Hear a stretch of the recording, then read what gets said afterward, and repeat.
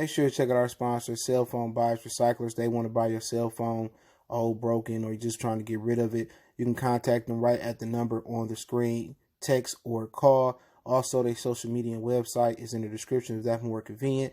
If you share their social media accounts on social media, get a chance to win an iPhone. Go check them out. All right, man, we back. Goodfellas Sports TV. Hit that subscribe button, bell icon button, share the video. Appreciate everybody for checking in. Check out our current news playlist for more videos like this. I'm going to talk about Trump too, but first, depending on how I drop the videos, I'm going to talk about George Floyd, all right? It is said that him and the cop that killed him from Minnesota, in Minneapolis, can't remember his name, David something, that they actually worked at the same nightclub together. Now, it was a comment that was said during why he had his knee on his neck. The comment was, "Oh, you still think you tough?" So the club owner, she sold the club about 3 months ago. Okay, I can't remember what it was called. I've never been to Minneapolis, I don't believe. I almost went to Minnesota once for a job, to do a job, but it didn't happen.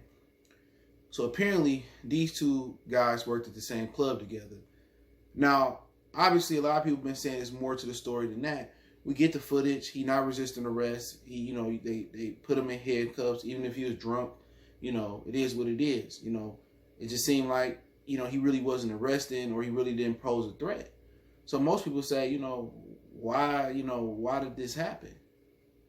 You feel me? Like, it had to be more to it. And obviously, the club owner coming out saying, well, they did work in the same club as security.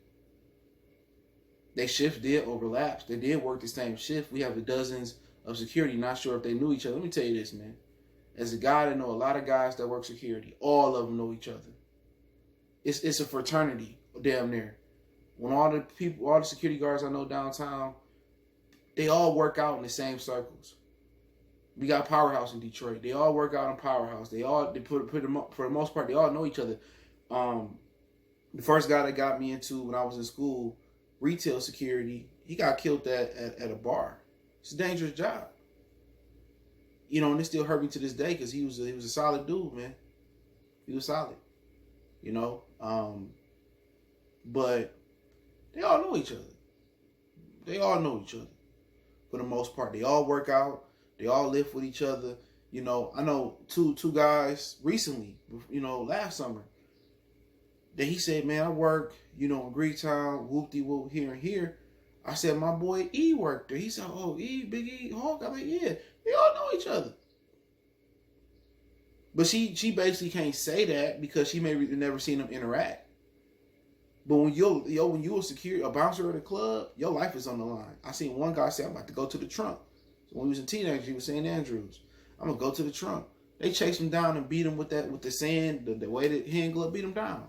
It's a dangerous job. So why wouldn't you know your security force? Unless he had different, people contracted in the club, they knew each other. And this was a personal gripe.